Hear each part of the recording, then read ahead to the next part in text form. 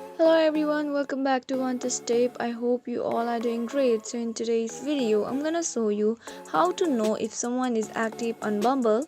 So in order to know if someone is active on Bumble, first of all, go ahead and tap on Bumble application and then you will be appear with this screen on your mobile phone. So go ahead and tap on that little profile icon which is on the bottom left corner, and then you can tap on your profile icon which has been shown at your profile picture, and then you can go ahead and tap on edit profile. So here, no matter how much you scroll, you will not be able to see whoever is active on your Bumble account, or you can even turn on its notification or check in the box. So that means you can even tap on the chat box which is in the bottom right corner.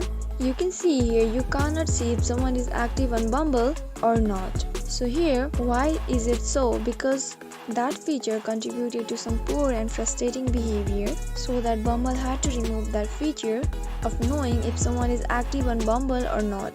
So that's all. So if you found the video very helpful, please do not forget to subscribe to our channel and also press the notification bell for more updates.